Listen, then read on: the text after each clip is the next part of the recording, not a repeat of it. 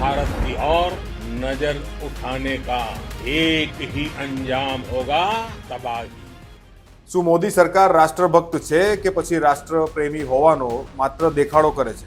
તમે જોયું હશે કે માર્કેટની અંદર વારે તહેવારે બીજેપીના અંધભક્તો રાષ્ટ્રભક્તિના ઝંડા લઈને નીકળી પડતા હોય છે. છાસવારે આપણા મોદીજી આર્મીના કપડાં પહેરીને રીલો બનાવતા દેખાઈ આવે છે. પોતાની કથિત રાષ્ટ્રભક્તિ બતાવવા માટે થઈને આ પ્રકારે આર્મીના કપડાનો વેશ પલટો પણ કરાય છે અને દેશભક્તિ બતાવવા માટે ફિલ્મોના ડાયલોગો પણ મારવામાં આવે છે. હું આવું એટલા માટે કહું છું કે હાલમાં જ એક એવા સમાચાર નીકળીને બહાર આવ્યા છે જે બતાવે છે કે મોદીજીની આ રાષ્ટ્રભક્તિ માત્ર ને માત્ર દેખાડો છે. આ સમાચાર વિશે આપણી ગોદી મીડિયા જરા પણ નહીં બોલે, કારણ કે છેલ્લા 10 વર્ષમાં તેમના મોઢાની અંદર 6400 કરોડ રૂપિયા ટૂસવામાં આવ્યા છે, જે તમારા બાળકોના હકના પૈસા છે. આ સમાચાર આપણી દેશના સૈનિકો સાથે થયેલી ગદ્દારીના છે. આ સમાચાર આપણા દેશના સૈનિકોની કરાયેલા ઉપેક્ષાના છે. આ સમાચાર આપણા દેશના સૈનિકો સાથે થયેલા ક્રૂર મજાકના છે. એ જવાનો સાથે મજાક જે -10 ડિગ્રીમાં ઠૂઠવાય છે. કોના માટે? આપણા માટે. 50 ડિગ્રીની ગરમીમાં રણની અંદર શેકાય છે. કોના માટે? આપણા માટે. 24 કલાક પોતાના માથા ઉપર કફન બાંધીને ફરતો હોય છે આ સેનાનો જવાન. કોના માટે? આપણા માટે. જેના લીધે થઈને મોદીજીના રેલાઓ નીકળતા હોય છે. અંધભક્તો અને બીજેપીના નેતાઓ પોતાના કાળા કામો શાંતિપૂર્વક કરી શકે છે. હું અને તમે શાંતિથી ઊંઘી શકીએ છીએ. તમને જાણીને દુઃખ થશે કે આવા વીર જવાનો આપણી મોદી સરકાર માટે કોઈ માયને નથી રાખતા. આજના વિડીયોમાં આપણે જોઈશું કે આ સરકારે કેવી રીતે આપણા દેશ માટે બલિદાન આપનારા સૈનિકો અને પૂર્વ સૈનિકોની હાલત દયનીય બનાવી દીધી છે. રોજે રોજ તેમના સન્માનને ઠોકર મારીને ફંગોળી રહ્યા છે આ લોકો. તમે જોઈ રહ્યા છો જાગો ઇન્ડિયાની યુટ્યુબ ચેનલ અને હું દીપેનસિંહ તમારું સ્વાગત કરું છું આપણી ચેનલમાં.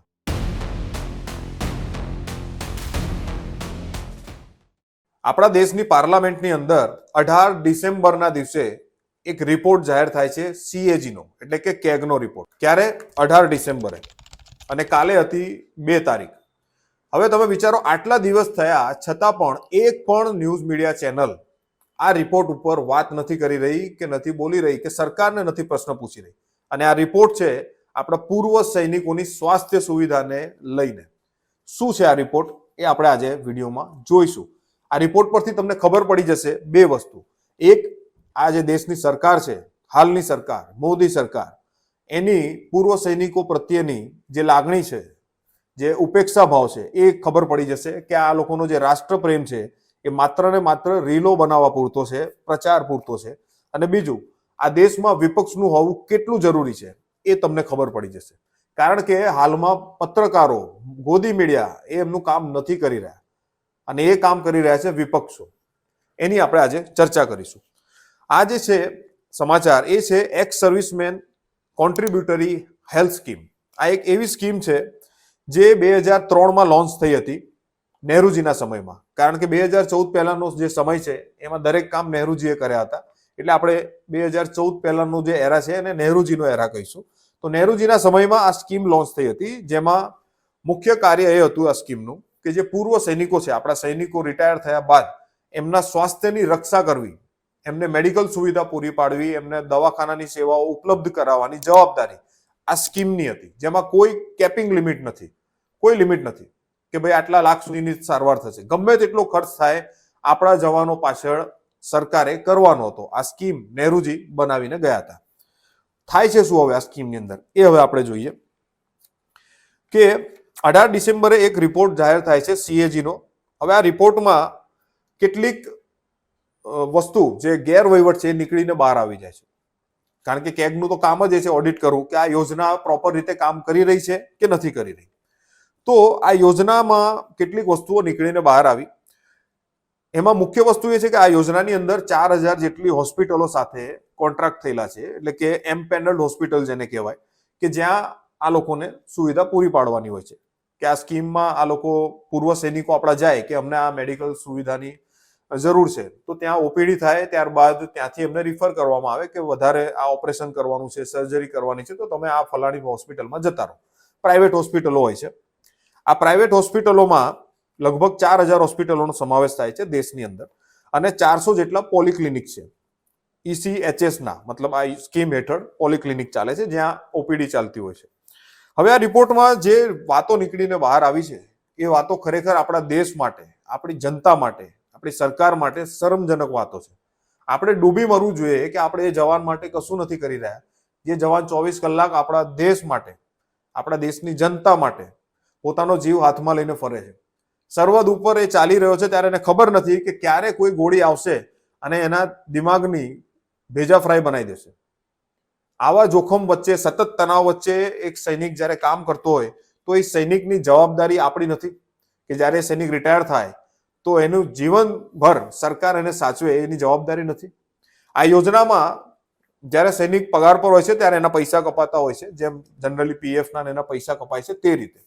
એ પણ એક બહુ શરમજનક બાબત છે. એ બાબતે પણ હું નહેરુ સરકારની આલોચના કરીશ કે જે સરકાર આટલો ભોગ આપી રહ્યો છે, આટલું બધું સખત જીવન જીવી રહ્યો છે, તડકામાં, ઠંડીમાં, વરસાદમાં, જીવના જોખમ સાથે, એ વ્યક્તિને રિટાયરમેન્ટ પછી સ્વાસ્થ્ય સુવિધા આપવા માટે પણ આપણે પૈસા ઉગાવી રહ્યા છે. એનાથી મોટી શરમજનક વાત તો કોઈ જ નથી. પણ ચલો ખેર, તો બી તમે સ્કીમ બનાવી નહેરુજીએ, તે બદલ તમને ધન્યવાદ. પણ હવે વાત આવે છે 2014 પછી મળેલી અંધભક્તોની આઝાદીની. તો આઝાદીના સમયમાં શું થયું એ જોઈએ હવે આપણે, કે આજે નહેરુજી સ્કીમ બનાવી ગયા, એ સ્કીમને આ લોકો ચલાવી શકે છે કે નથી ચલાવી શકતા? પૂર્વ સૈનિકોની સ્વાસ્થ્ય સુવિધા સંભાળી શકે છે કે નહીં? તો આ રિપોર્ટમાં કહેવામાં આવ્યું છે કે દેશમાં જેટલી હોસ્પિટલો છે એ સમગ્ર ભૌગોલિક વિસ્તારને નથી આવરી શકતા.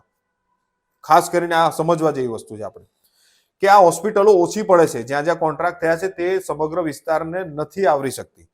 બીજી એક વાત બહાર નીકળીને આવી કે એક્સ સર્વિસમેનની જે સંખ્યાઓ વધી છે એના આધારે ઇન્ફ્રાસ્ટ્રક્ચર નથી પૂરતું, મતલબ પૂરતા પોલિક્લિનિક નથી, પૂરતી સુવિધાઓ નથી મળતી, સ્વાસ્થ્ય સુવિધાઓ, અને કર્મચારીઓ પણ વધારવામાં નથી આવ્યા. ત્યારબાદ ફંડની અવેબિલિટી ઓછી છે. આ રિપોર્ટ કે છે, આ હું મારી કોઈ પોતાની પર્સનલ રાય નથી કહેતો, CAG નો રિપોર્ટ કે છે. આ યોજનાનું ઓડિટ કર્યા પછી 2023-24માં 13,500 કરોડની સામે માત્ર 9,700 કરોડ ફાળવવામાં આવ્યા. તો આ 4,000 કરોડ ક્યાં જતા રહ્યા? ક્યાંક આ પેલા મોદીજીના પ્લેનમાં તો નથી વપરાયા? हिपोक्रेसी की भी सीमा होती है.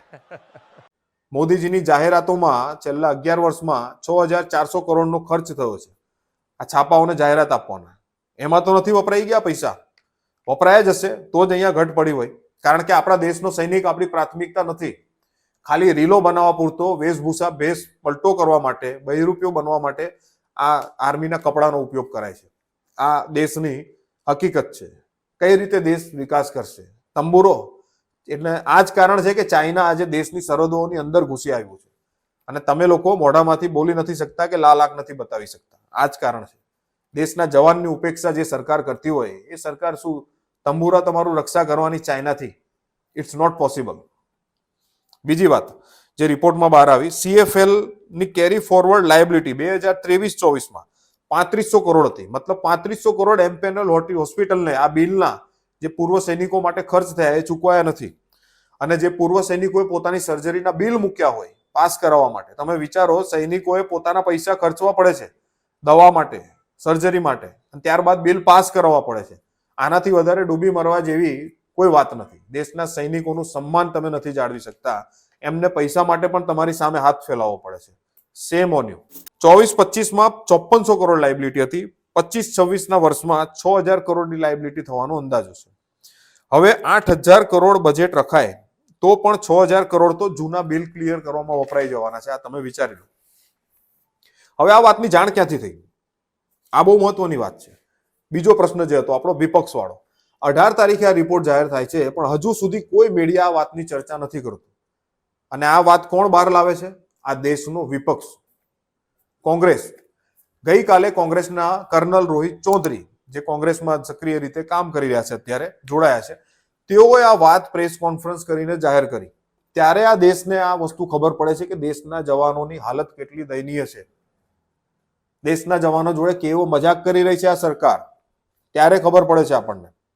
હવે તમે વિચારો, આજે વિપક્ષ ન હોત તો શું થાત? તમને ખબર પડત? પૂર્વ સૈનિકોની આવી દયનીય હાલત વિશે તમને ખબર પડત? હજુ આ વિપક્ષ કેટલો કામ કરી શકે છે એનો એક નમૂનો હું તમને આગળ જણાવીશ. એમણે એ વસ્તુની જાહેર કરી કે એમપેનલ્ડ હોસ્પિટલોએ ECHS ની સર્વિસ આપવાની મરાઈ કરી દીધી છે. કેમ? કારણ શું? કારણ કે સરકાર એમને પૈસા નથી આપી રહી. બીજું, ગોવાના એક એમપી છે જે બીજેપીના એમપી છે અને પૂર્વ સૈનિક છે, તેમણે પોતે આ વસ્તુની રજૂઆત પાર્લામેન્ટમાં કરી હતી. બેંગ્લોરમાં પણ બીજેપીના એમપી પાર્લામેન્ટમાં ફરિયાદ ઉઠાવાઈ છે. આ પણ પોતે પૂર્વ સૈનિક છે, બીજેપીના લીડર છે, એમણે પણ પાર્લામેન્ટમાં આ ફરિયાદ ઉઠાવી છે કે ભાઈ અમને જે સુવિધાઓ છે આ હોસ્પિટલો આપવાની મનાઈ કરી રહી છે, કારણ કે સરકાર પૈસા નથી આપતી. સરકારના પૈસા ચૂકવાઈ જાય છે પ્લેનોમાં, પ્રાઇવેટ પ્લેનોમાં, રેલા કાઢવામાં. પછી કેપ્ટન વીર્યા જે ગોવાના એમપી છે, હમણાં વાત કરી, એમણે રજૂઆત કરી હતી કે દરેક એસોસિએશન દ્વારા રજૂઆત થઈ, જે પૂર્વ સૈનિકોના અલગ અલગ એસોસિએશન છે, છતાં પણ director of x servicemen welfare જે આ ડિપાર્ટમેન્ટ છે એ આ કોઈ ફરિયાદોને સાંભળતા નથી.